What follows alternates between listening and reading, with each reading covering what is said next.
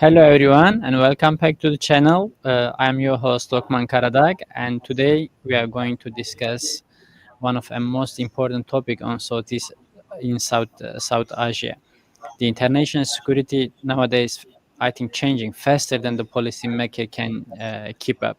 The artificial intelligence and the future of nuclear stability in Southeast Asia bring another layer of risk on the table of international relations and political science. And traditionally, when we're talking about the power competition between the two countries and the rivalry or friction, especially when we look at to the geography of Southeast Asia and the nuclear armored countries already here, like India and Pakistan. Traditionally, we only focus on the like ships, like fighter jets, like missiles. But I think the rare rivalry is happening in the algorithm, the integration of AI into military system introduces the new layers of risk, speed, and complexity into an already volatile nuclear region. And I think as a human being, we have to ask to ourselves, does this technology enhance the deterrence between the nuclear rivals, or does it dramatically shorten the phase of conflict? To understand all this, the algorithms and the intersect of the AI or integration to the nuclear weapons, the command and control systems, I brought two brilliant researchers today to break down this monumental challenge for us. And I'm genuinely excited to have them here, Nimra Javed and Zuhaib Altaf. Nimra is a research officer at the Center for International Strategic Studies as a Jammu and Kashmir, Pakistan. She specializes in arms control, strategic technologies, and regional security dynamics. She is also an alumni of the Near East South Asia Center for Strategic Studies. My next guest is Zuhaib. Zuhaib is Associate Director at the Center for International Strategic Studies as a Jammu Kashmir, Pakistan. His work focuses on nuclear strategy, deterrence stability, and emerging military technologies. He has written for the Bulletin of Atomic Scientists, the Stimson Center, the Diplomat, and South China Morning Post. We are going to dive deep with them across 8 critical areas of the AI and the integration of the nuclear weapons. We will be covering almost everything from AI on nuclear command and control to the dangerous dynamics of automation bias and the crucial needs for international safeguards. And welcome, Nimra and Zuhaib. Thank you for joining my show today. Thank you for inviting us. Okay, let me start with the first questions. We'll go to the Nimra. Nimra, how do you see this growing use of AI in the GSIN support system influence nuclear command and control practices in Southeast Asia? Of course, specifically in India and Pakistan, since these two countries have the nuclear weapons. Thank you, Dr. Lukman, for the question. It is really a important question. Let me begin with the basics because understanding the fundamentals really helps before we jump into the South Asian picture. A decision support system is actually a tool that is meant to help leaders make sense of complex information. They collect data, analyze patterns, spot the anomalies, and then present everything in a way that human decision makers can digest. Now, once you bring AI into that mix, the whole process becomes dramatically faster and much more predictive. Suddenly, you have a system that can scan the satellite feeds, radar tracks, intercepted communication, and decades of past behavior in a matter of seconds. But these systems still do not replace the human judgment. What they do is they quietly reshape the space in which all these decisions get made. And this is where the South Asia enters the picture. A very visible example is India's own public narrative during the Operation Sindoor. Their officials openly stated that AI had merged real-time imagery with archival sensor data and battlefield cues into a single, constantly updating picture. And according to their claims, this made the targeting cycles faster and gave them the predictive insights about adversary movements. For analysts, all those claims raise a few concerns that go straight to the heart of nuclear stability. One is the kind of speed that outpaces the reliability. AI systems, detect patterns, but they do not understand the context. So, if these methods ever creep into early warning or missile tracking, you can imagine how risky, rapid, shallow conclusions could become. Something routine is happening, like a troop rotation, a mobility drill is happening. All these can be misread as preparation for escalation, and that risk is subtle, but it is very real. Another issue is the psychological one, that is the automation biasness. Once a state publicly celebrates its technological speed and accuracy, the human operators tend to lean on it more than they should. If a machine flags a movement as a high probability threat, the instinct is just to trust it. And as I mentioned earlier, the India's confidence in the algorithmic outputs during the Operation Sindoor hints at exactly that. The confidence can grow faster than the technology's maturity, and that is when the misclassification becomes dangerous. Beyond that, AI slowly changes the institutional behaviors. When systems promise efficiency, the younger officers start relying on the dashboards, the summaries, automated queues. Nothing inherently wrong with that, except that the nuclear decision making was deliberately built to be slow, layered, and cautious.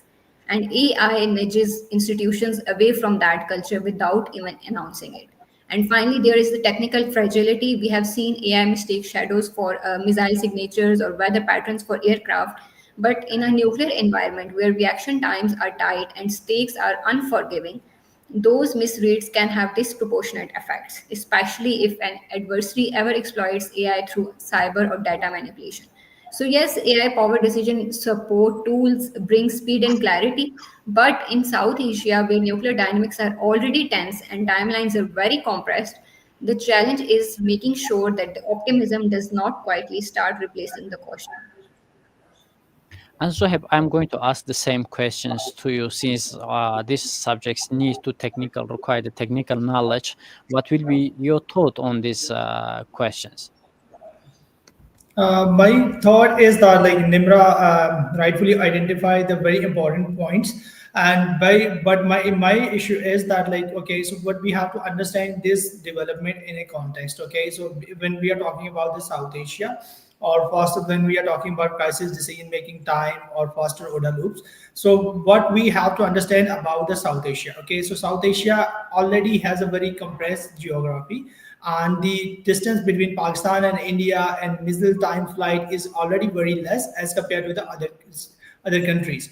And now we have seen that Indian leadership has framed the future conflict as race for speed. Okay, so it's not about conflict. This is not going to be about rationality, but it is about speed, and speed is going to win the conflict. And I have a very clear example from Indian Air Marshal Dixit. He stated that the future's war will be won by those who complete the OODA loop fastest, and he was basically signaling the deliberate doctrinal movements toward rapid action.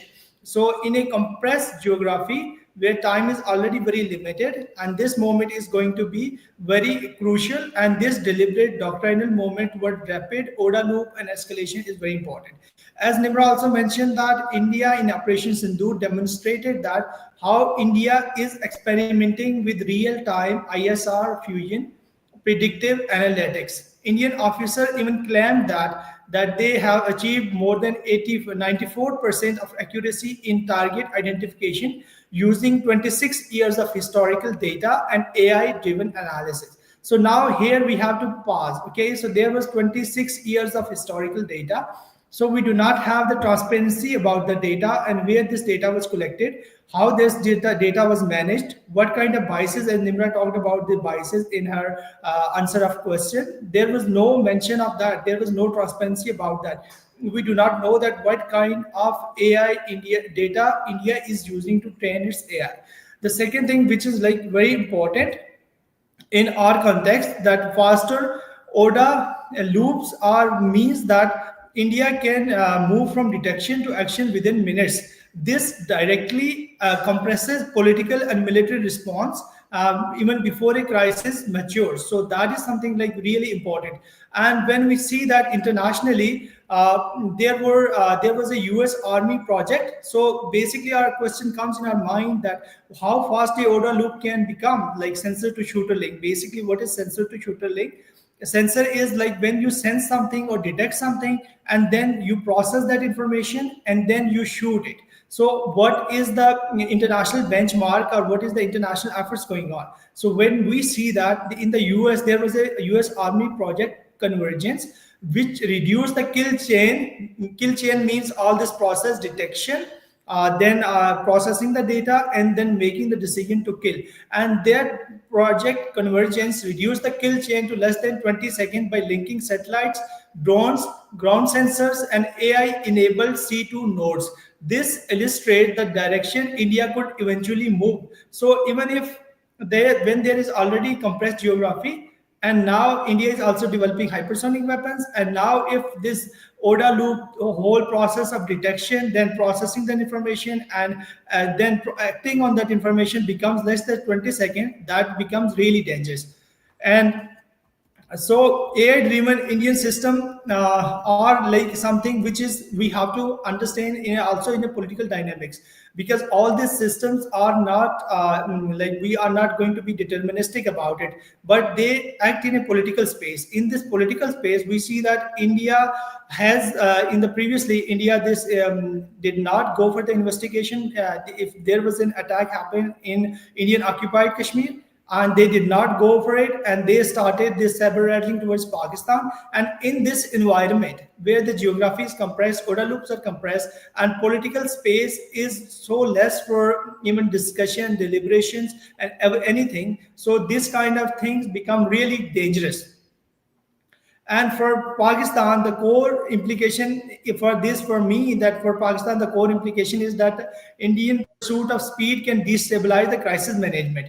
Pakistan has internationally always commented on this: the human should remain in the loop. However, if faster order loops are becoming key to winning the war, then how human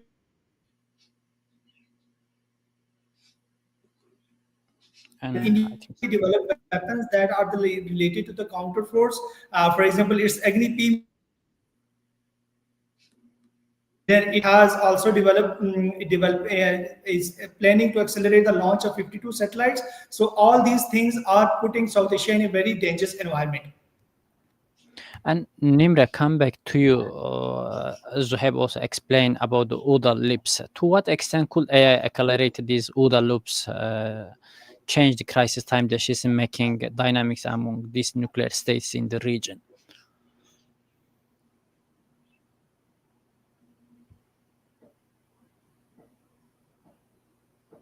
Nimra, your mic is off. Please open your mic.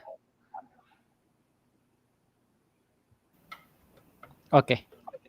Okay, now go ahead. Sorry, let me just pick up from where I left off because it builds directly on those earlier dynamics. All these technologies like OODA loops, the AI-enabled intelligence, surveillance, reconnaissance, predictive analytics, and multi-sensor fusion essentially promise the states the ability to see more, understand more, and respond faster. All these technologies promises the states the ability to see more, understand more, and respond faster. On paper, all of these technologies sound stabilizing, but in South Asia, these capabilities behaves very differently. Take multi-sensor fusion for example. It lets you pull together satellite pictures, radar inputs, electronic signatures, and intercepted communications into one unified view. And Indian claims during Operation Sindoor, where real-time imagery was fused with uh, 26 years of old data to predict movements. All of these shows how ambitious this can get. And when India talks about deploying 52 AI-enabled defense satellites, you begin to understand the scale of what they are aiming for. Now, the moment a leadership feels that it has a near real-time visibility, something subtle happens, like decision-making speeds up, and there is a sense of if we can see everything we should act quickly. And in a region where missile flight times are already measured in minutes, that acceleration does not necessarily help stability. Another thing that happens is a kind of artificial certainty. A fused picture looks extremely clean and convincing, but all it takes is one wrong radar return or a corrupted data feed, and that error gets carried forward, looking just as confident as correct information.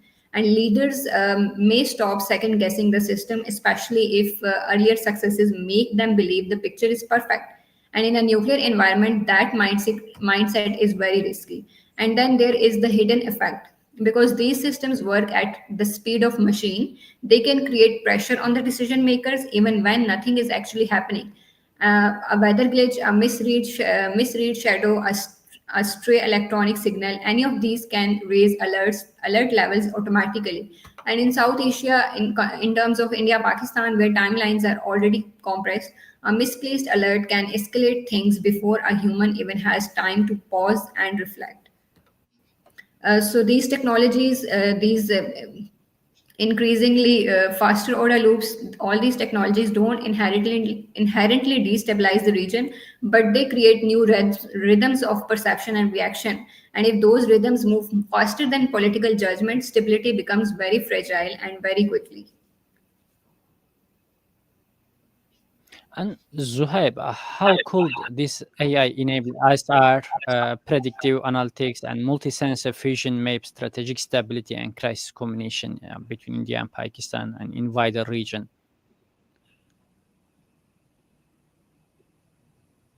And Zuhaib, your mic is off. Please open your mic. Actually, Okay. sorry, sorry for this. Okay, so the problem is that whenever we talk about some technology, so there is a deterministic view of technology, that if there is a technology, we are developing the technology, and that technology is going to have a bad effect or it is going to have a like good effect. So we don't know that because technology is developing. But what we know about from when we see about the IR scholarship, okay, so that is something which is like very, very important to understand. And that is the point I really want to emphasize, that symmetry in the power is like very important. Okay, so AI can have the stabilization effect, or AI can have a good impact between India and Pakistan, and they can help it. However, we have to understand that this is going to happen when there is symmetry of power between India and Pakistan. We have seen that India is getting the support from the whole world. And we talk about that, like the US is like has renewed its agreement with India, and they are cooperating and they have signed the agreements. Maybe this time during the Trump administration, this period, there is a tumultuous relationship between India and US.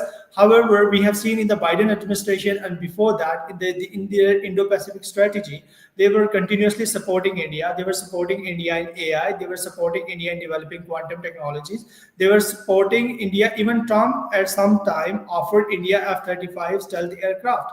And so this is the become very big problem in South Asia, that there is a asymmetry, because India can have access to technology from France.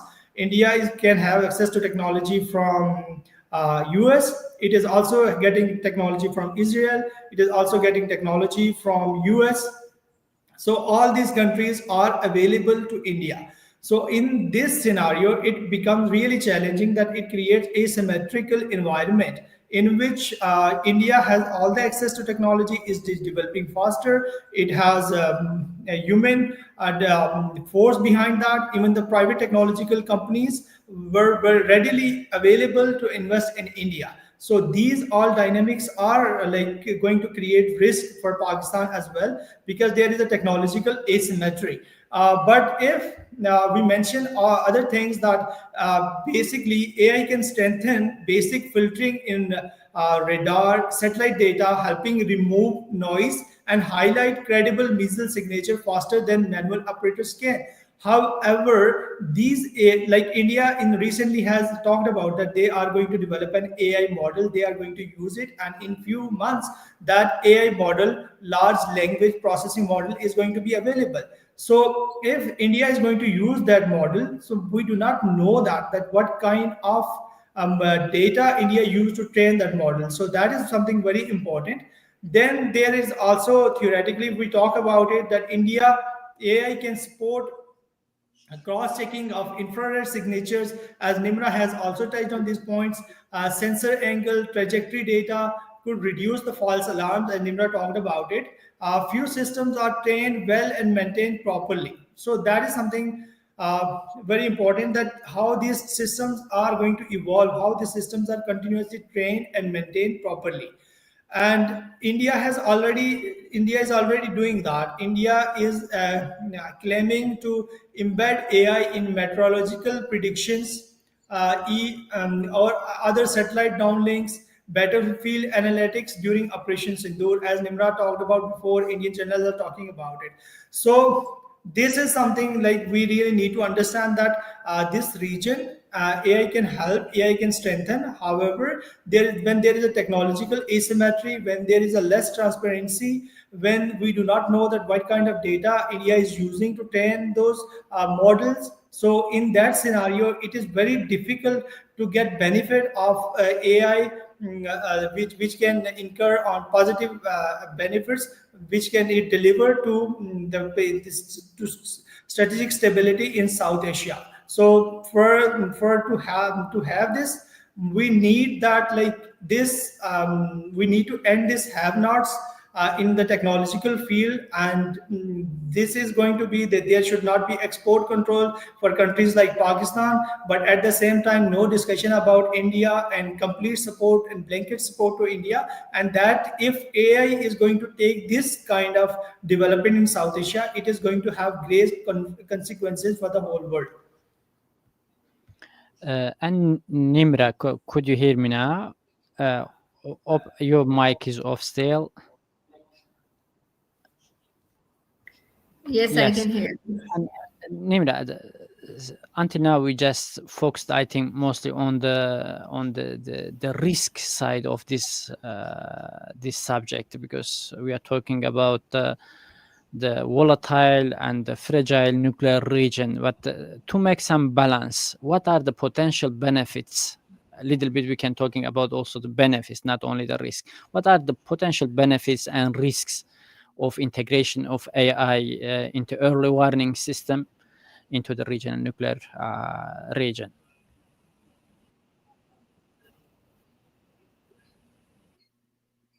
Nimra, could you hear me, Nimra? Uh, Actually, like the Nimra, could you hear this? My connection is lost. I couldn't hear you properly. No, I say, what are the potential benefits and risks of integration AI-driven early warning systems in the nuclear region nuclear architecture?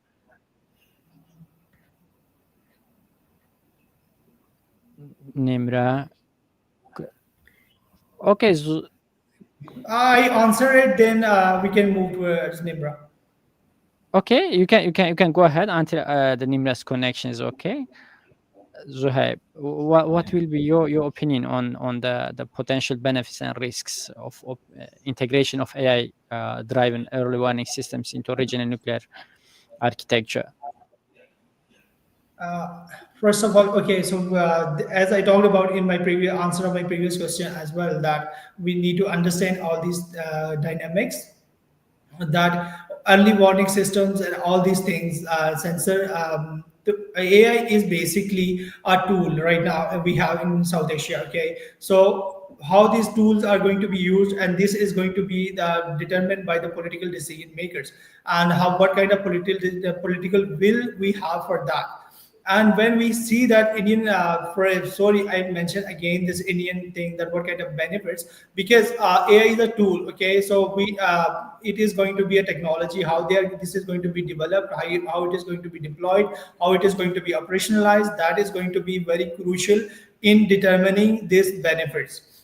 AI, for example, there are AI can help us in understand complex phenomena in much better manner. For example, if there is a complex data, AI will be able to analyze it in much better way. So, for example, if we are getting that data from satellites, we are getting data from sensors, if we are getting data from early warning radars and everything. So there is so much data for human mind, they can saturate. So if there is an AI model that will be able to decipher all this information in simple manner which human can understand, so it will be very important for us.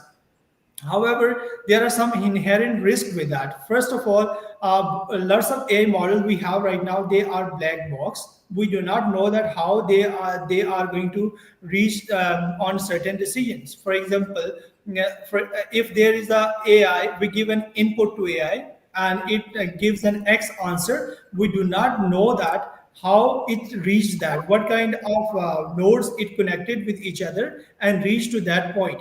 So that is the one thing, that if we are going to analyze the data through AI, we do not know that how AI was able to connect those dots, and what kind of mechanism it used. So black box nature of AI models, that is something like really crucial to understand. So there need to be more research about it. There need to be more under developing development of understanding about these black box natures of AI models. Then there is a political will. So when there are political will is very important. When inherently you are not looking for finding the solution of problems, you are looking for domination, you are looking for the status in the region, you are looking for the hegemony, and you are looking for becoming a power in the region nobody can challenge, and you want to dictate, and you do not want any state to come on any issue on the political table. So then the AI models you are going to develop, you are not going to develop or use them for the early warning benefits, because there was a very important paper internationally written, and they talk that was about the nuclear doctrine. So I'm going to that was about the utility of first use doctrine. They talked about it to a nuclear doctrine can be valid if there are two reasons in it. It was published in International Security Journal and one renowned journal. First reason was that if there is no latent capability for a country to have a to this carry out this counter force strike. The second thing they mentioned in that paper, that their relationship are not hostile. So that I want to link it here, that if some country are going to develop AI in a use in early warning sensor or early warning data, so that can be useful here as well. However, if there is a relationship between two countries are already hostile and they are not talking to each other, they are not communicating with each other, they are even moving away from the decade-old conflicts, decade-old agreements. And I'm talking about Indus Water Treaty, how India put it in abeyance. So then, when India is going to use this AI in early warning systems, so we are in Pakistan, they are not going to think that it is for the peaceful purposes, it is for the good of this whole region. In Pakistani policymakers are obviously going to think that it is for offensive purposes, because overall the behavior is going to be very crucial in this matter. So behavior is something we need to see, that first meeting the political differences, already talking about these AI models, so they can provide benefit technically. However, the construct is very important, that how policymakers are going to construct, because they are going to construct using a context. I think that the AI will totally change the nuclear doctrine in the foreseeable future as well. We are in a time then totally different than the Soviet US nuclear competitions time. And now I'm going to ask another question. How might this automation bias affect the judgments of political and military leaders who rely on AI generated assessments during high pressure situations? And Nimra or Zuhaib? Yes, this is very important point because it is really about human psychology as much as it is about technology. When leaders are under pressure, anything that looks authoritative becomes very attractive, and AI systems present themselves with a kind of built-in confidence, like probability scores, clean visuals, very neat summaries. So when an alert says high threat likelihood, it feels objective.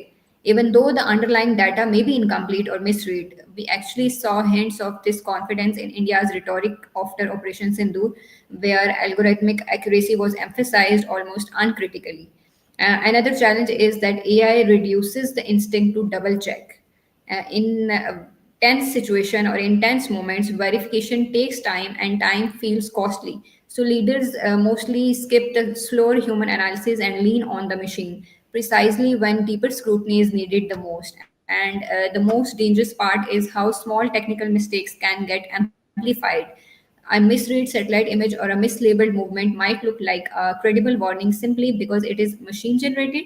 And in a nuclearized region, with very short reaction windows, responding to an unverified alert is enough to create accidental escalation pathways. So automation biasness does not just influence the decision making; it shapes the pace and direction of it, often in a ways that makes crisis more brittle. And what kind of challenges might arise from the interaction between AI-enabled cyber, electronic warfare, and or spoofing tools and nuclear communication or early warning system? What will be your thought? AI is actually increasingly being integrated into the early warning system to process the vast amount of surveillance sensor and satellite data for faster and more accurately than humans. Its role is not to replace the human judgment, but its role is to support it by identifying the patterns that traditional systems might miss. Algorithms. With the AI algorithms, we can scan the radar signals, the infrared signatures, satellite imagery, and communication intercepts in real time. And all of this helps detect the potential missile launches or unusual military movements more rapidly. Even machine learning models can help us differentiate between the real threats like missile plumes, like aircraft trajectories, and non threat anomalies like weather effects, rocket tests, space debris. Along with that, they reduce false alarms provided they are well trained machine learning models. And AI also excels at spotting the subtle trends like deviations in the troop movement, unusual heat signatures, or that might indicate the preparations for an attack. And with this, early warning systems also pull information from satellites, radar, sonar, cyber intelligence, and human intelligence. With AI, we can fuse all these sources into one coherent picture, giving the commanders a clearer and faster overview. While AI improves the speed and accuracy of everything, it also introduces the vulnerabilities like false positives. It can increase false positives if trained on biased or incomplete data, and overconfidence in the automated outputs, and cyber manipulation, and pressure on the decision makers due to faster timelines. And because of all these risks, all experts agree that AI should support early warning systems and should not control them. The human oversight must remain the central. And Zuhaib, do you have any additional comment on the same question? I would like to say that, like Nimra mentioned it. So, but AI enable, you talked about it, that how interaction between AI enabled cyber electronic warfare supporting tools are going to impact the. Okay, so my mic is on. I was like rechecking that my mic, Okay, So okay. so basically, AI-enabled cyber tools can generate like highly convincing fake radar tracks or synthetic missile signature, complicating the early warning interpretations. So that is something like we know about the fake news, that in this world we are unable to detect the fake news, and now that's with the help of AI, it is going to create these decoys that a interpretation is going to be very important. So I want to mention this movie, House of Dynamite, that was on Netflix. So that was basically so in when the missile was fired, so early warning satellites was unable to detect that. So at that time, they were confused about what was the origin of that missile and how where from where it originated. So PLA was exercising as well, and they thought that might be involved in it. Then there was a discussion about North Korea might be involved in it. So there was whole discussion about it. So this is something that if there is a spoof happen and there is something fake decoy missile is generated, signature is generated, so that is going to be very challenging, that because it is going to create the problem of attribution. So you won't be able to attribute that. So when you won't be able to attribute that, you won't know that how you are going to respond to it. So that is something like we really need to understand. Then AI-based malware can map network vulnerabilities inside military communication systems, including those indirectly linked to nuclear relevant infrastructure. So this can be one use. Electronic warfare system using AI can identify weak points in radio frequency links and exploit them faster than human.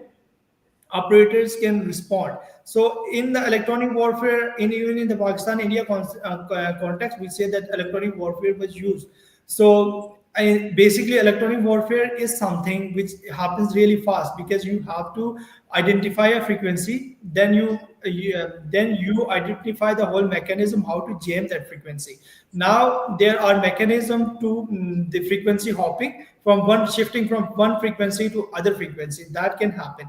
However, this process is so fast, and for human to go from one frequency to another frequency, know that okay, so now we have identified this frequency, we are going to jam it.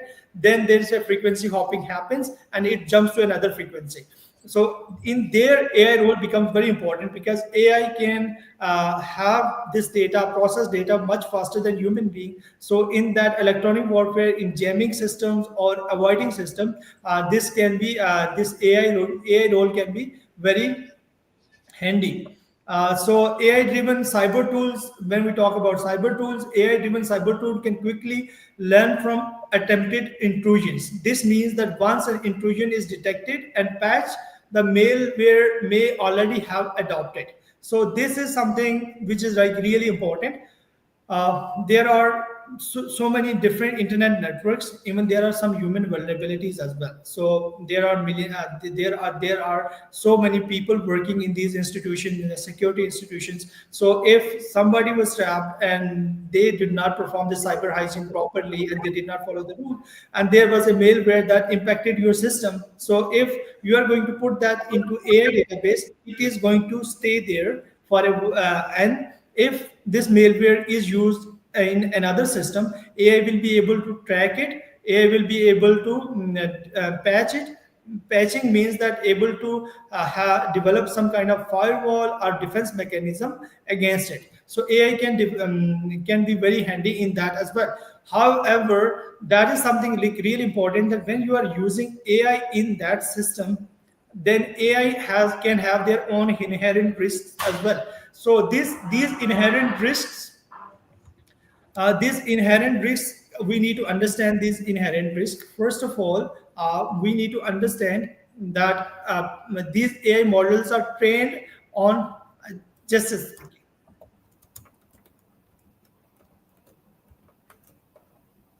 these AI models are very important. First of all, first vulnerability, we have seen that in Israel, they have this, they inflicted these chips, these small semiconductors. These were used in those devices that Hezbollah was using. So now your AI models, which you are using to defend against cyber attacks or AI, so what kind of semiconductor you are using in that AI and developing that AI? So we have this NVIDIA news as well, that NVIDIA was supplying some H20 chips to China. Then there was news that it might have been infected. So China completely cut off that supply from that. So ensuring that your AI model is using technology, semiconductors that is not that is not vulnerable enough. So it is like going to be a very big challenge. That first you to develop the model. It's not like you are going to use the open source model that is available on the internet. So if you are going to use the open source models are basically those models which are available on the internet and their coding is available. So you are not going to use that open source model, because you are going to use that can be vulnerable to cyber attacks or exploited because code is already. You have to ensure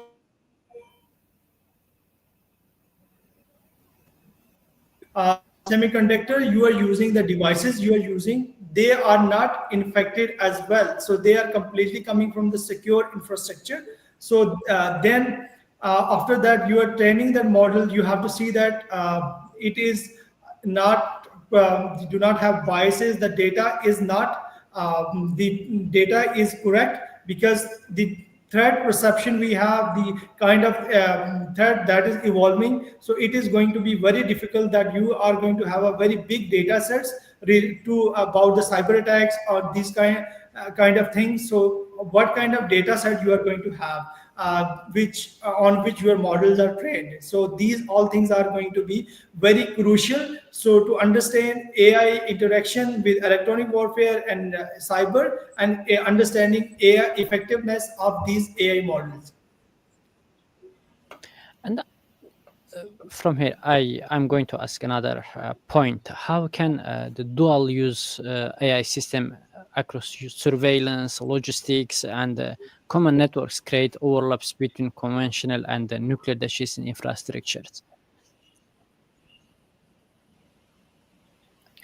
Thank you so much. This question really goes to the heart of the debate around emerging technology in the strategic environments. What dual use AI technology really does is they blur the boundaries that were previously kept very distinct. When the same surveillance architecture supports both the conventional and strategic missions, the data streams start to mix. An ISR system designed for conventional monitoring might also detect activity around the nuclear assets simply because it is all feeding into one fused platform. And India's talk of multi-sensor fusion and entire AI-enabled satellite constellation makes this blending very plausible. The same thing happens in the logistics as well. AI tools that optimize the supply chains or troop movement can also end up managing the movements of strategic units. Suddenly, a routine repositioning can look like a strategic signal, not because anyone intended it, but because the systems handling both the activities overlap. And then there is the command and control layer. AI enabled dashboards prioritize the speed, they flag the anomalies, suggest responses, and compress decision time. Nuclear command structures were never meant to be that fast, but if both conventional and nuclear workflows sit on the same digital backbone, the fast tempo of conventional operations seeps into the nuclear side. And when that buffer erodes, the entire purpose of slow, deliberate nuclear decision making comes under the strain. So the danger is not that the states will intentionally merge their nuclear and conventional systems. It is that AI, by being efficient and integrated, slowly creates the shared pathways where signals for one domain leak into the other, often without anyone fully noticing until it matters.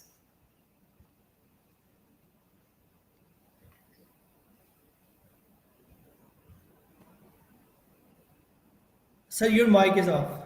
Yes, now is my yes. What types of safeguards or governance frameworks could help ensure that AI adoption in the region strengthens stability rather than increasing escalation between this especially India and Pakistan and this fragile nuclear region? Okay, so before jumping into that question, that is the heart of the question, that how we are going to ensure that AI is what kind of safeguards, because that is very important, because it's not about our future, it is the future of the generations. They are living in this region, and there are more than 2 billion people living in this region, and that in a conflict between India and Pakistan can impact the whole world as well. So that's why we see the concern around the world as well. Even the Trump has said million times, I guess, that I was the one who managed the crisis between India and Pakistan. So that is like something very important. But something like before I jump in, I what Nimra said, like I want to add something as well, that like there was a very important article in this arm control .com. Okay, so that was article written by, I think that was one was the American journal was involved in writing in that article as well. So he talked about that we generally talk about that AI is not going to use in NC2 systems or NC3 systems. So like there is I think that there was a report as well, that there is a like generally consensus between P5 countries as well, that we are not going to use that AI in nuclear command and control systems, or human are going to remain in the loop. But they talked about it that it is not directly, if you are not going to directly use that AI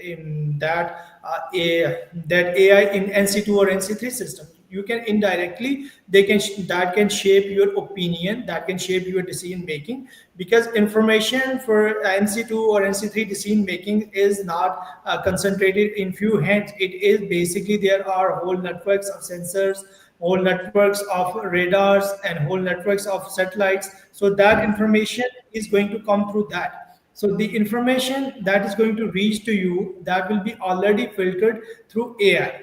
So even if you are saying that okay, we are not going to directly use AI, that information you are going to use is all going to be filtered with AI. So that is the one concern that is like really important to address, that maybe directly you are not going to use AI, but indirectly there are some concerns that and that AI can impact your decision making. So that is something we have to understand here, that when you are going to use AI across the systems, you are going to use it in your military, you are going to use it in your navy, you are going to use it in your army, and then you talk about that it is going to remain separate from NC2 or NC3 systems, it is going to be very difficult. So that is something like needed to be addressed as well. And I will mention Nimra's article as well, that most of these policymakers or conventional domain,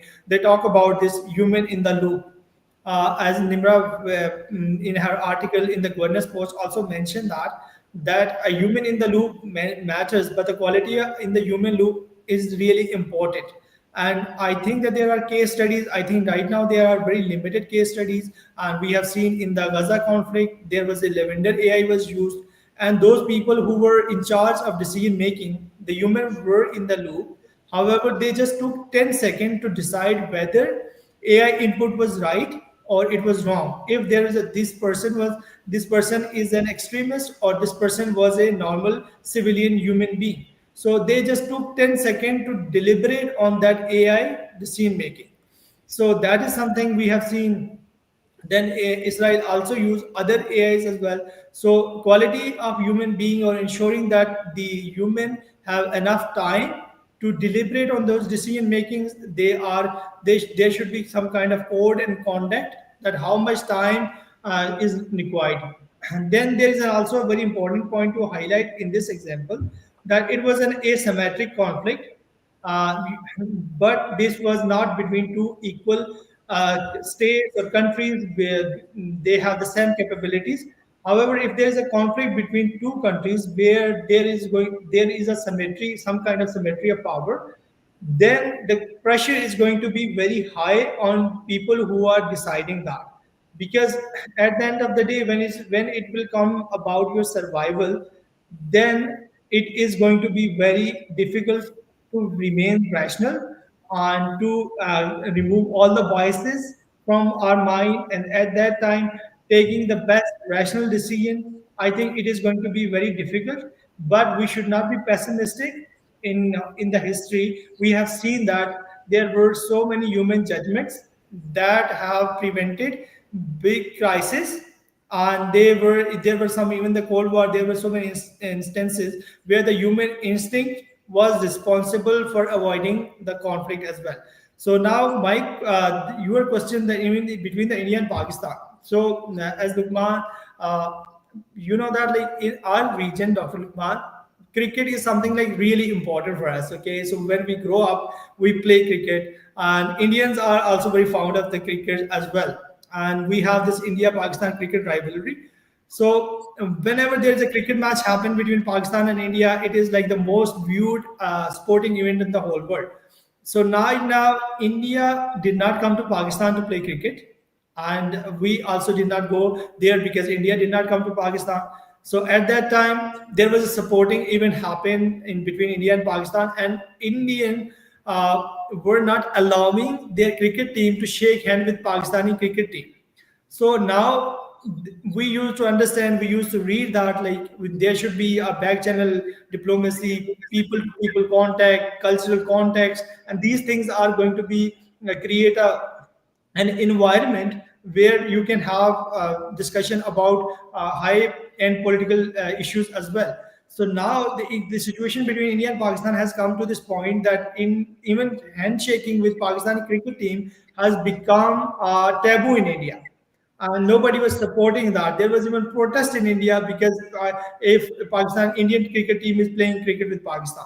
So this kind of situation has emerged in Pakistan because I am again and again talking about this political issues, because political issues are the very important, because we can understand AI, we can understand technology, but the political context for these issues is going to very important. So I think that like right now it is going to be very difficult for Pakistan to discuss that. Then we see that Indian Defense Minister giving the statements about not this disputed region of Kashmir. No, they are giving the statement about a province that is India has accepted that they are going to take it, like that the Sindh province we have in Karachi. So they are giving statement from that. Then there is an Indian army chief. He is giving statements that they are going to erase Pakistan from the map of Earth. So in this kind of scenario, where the political hostilities has gone to the roof, and Indian political leadership is continuously making statements. So for adopting AI safeguard is going to be very difficult. But there is another thing we need to understand. On the forum, India has also talked about that there should be a human control about the AI, or and the Pakistan has also internationally has emphasized that there should be complete human should be in the loop and on the loop when it comes to the autonomous weapons and AI and this development. So I think that like there is not a direct consensus, but there is some basic consensus between India and Pakistan when it comes to this AI. However, right now India is accelerating its AI development, so I think that there is a gap between actions and what they are actually doing as well. So now, right now, if I need to understand that, I think that first of all, we have to talk about all those issues between India and Pakistan. The dialogue is the best way forward. And there should be a more crisis communication channel between India and Pakistan so they can talk about these things. And there should be more discussion and deliberation about it. The India and Pakistan issues should not be become a political issue. It should remain a political issue in elections, that you can use a country or something like that to win an election. So this is going to be very important, that we have to bring some kind of temperature down. But in this environment, it seems so difficult. However, if we talk about technically, there can be some measures that can be adopted. So first of all, Pakistan and India can start have this back channel diplomacy, or I think that like because between the technical experts as well, on not in the maybe in the subcontinent is going to be difficult, but on the international forums where like UNDIR, where they both countries adopt and send their expert, so they can have discussion about there as well. There are can be other countries. I think that where these discussions can happen, where Pakistan and India can India and Pakistan can have discussion about it. So then there is another very important point which I want to highlight is that Pakistan, the India, there are so many other technological companies are coming in India as well, and they are investing in as well. So at some point, that we have seen in the around the world that private sector investment also comes back to the military, strengthen the military sector as well. So internationally, that can be happen as well. That those companies who are investing in India and in the private sector or developing AI, so they do not support India or militarily. This they should have some kind of guidelines that their technology, whatever they are enabling India, it is not going to divert it in the military. Because when the asymmetry between Pakistan and India is going to happen, and asymmetry enabled by international power and private actors, so it is going to be very difficult to bring any safeguards. And secondly, the communication is very important. So Pakistan has already, even the Pakistani Prime Minister, when this government came into the power, before there was a government in the power, they always talked about that we should talk with India on all the matters. But India is adamant that they are going to talk about only one issue. And even this region where we are sitting right now, India say that there is only one issue between India and Pakistan, and we are going to take that what they termed as Pakistan occupied Kashmir, they are going to take that from Kashmir as well. So in these kind of heated rhetoric, it is going to be very difficult to agree on anything right now, let alone AI. And nowadays, I think we all can acknowledge that the AI dominate almost not whole, maybe the majority of our life, from from education to psychology to singer. But the nuclear weapons is a serious business. I just Zuhaib, your mentions just bring back me to the Cold War between the United States and the Soviet Union. I just remember that I think it must be in 1962 when the Soviet submarine, I think B-59, when visit to the Cuba, and then it was detected by United States Navy, and then the US tried to strike this submarine, and I think there was a three captain under the deep of the water, and they faced to the United States attack, and these three captain, I think they came together to decide whether to respond the incoming attack or just simply died under the this deep water. Then I think two of them or three of them, now I couldn't exactly remember the story, but I just want to mention the point how the AI make it dangerous, the things, especially integration of the AI into some serious business like the nuclear command and control system will maybe will be Like, bring a catastrophe for mankind, because especially when incoming threats during the Soviet Union, sometimes the detections, I think they sometimes they understand the cloud as a missile. They interpret the incoming cloud as a missile. But nowadays, since the AI is a machine and integration into the common system, and one it will thing I be. would like to add, that like I want to discuss with you as well, because as we are going to end, so we can like Yes, have a please. discussion on the point. So the problem right now we are facing that like but I and Imran are also working on that, like because AI is not impacting that like directly. We talk about weapons, that but it is going to impact the society as well. And then there was an MIT study that talked about it, that AI, those people who relied on AI and those people who did not rely on AI. So those people who did not rely on AI, they were able to perform or retain memory for the longer time, and they have I'm not quoting the exact study, but this was like what I remember from it, that then there was a better critical thinking in them as well. So that is my point, that like overall when we are going to be rely on AI or something like other technology, so it is going to impact our intelligence as well. So we used to hear that mind is a muscle, so the more you use it or train it, you read it, it is going to develop. So what happens that if we do not use mind a lot, so it is going to have an impact on us as well, or how we make the decisions. So what are your thoughts on this? Yes, as you say, I'm totally agree with you. AI can affect the society, can affect to the decision makers in the military and political side. They can in producing the fake news and the fake knowledge, fake article. But the integration of it to especially in the launch system, it can bring some catastrophe for mankind.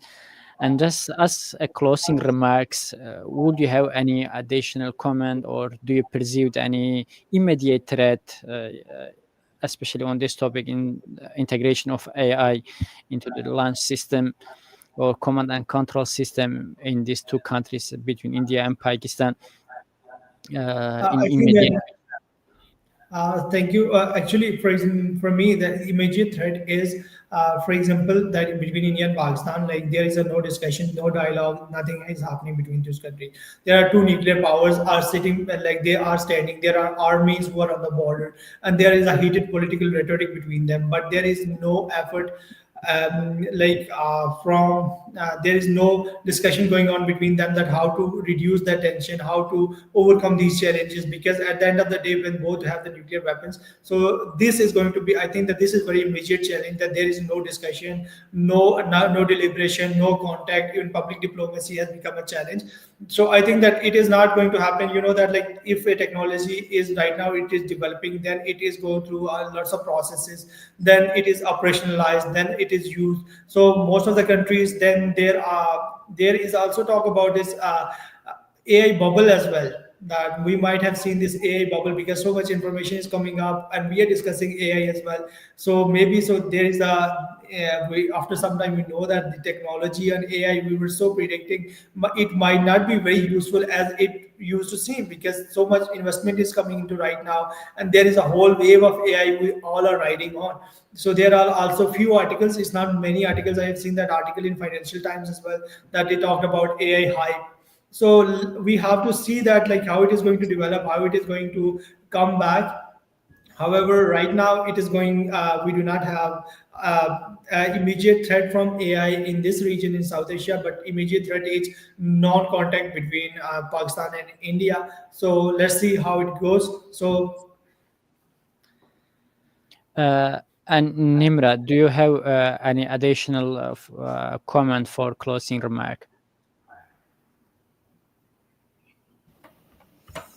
Yes, I would like to add that South Asia maintains a mix of institutional, technical, diplomatic, and procedural safeguards to manage these emerging risks or these emerging issues, challenges, we can say, and all these mechanisms or safeguard measures, which Zuhaib has mentioned, will help prevent accidental escalation and ensure the strict human control over the nuclear systems, and they will support effective crisis management and reduce misinterpretation of AI influenced early warning data. And together, both India and Pakistan can play a vital role in maintaining the overall strategic stability in the region. Zuhaib, if you don't have any additional comment, thank you so can- much, sir. Like I have additional comment. Thank you so much.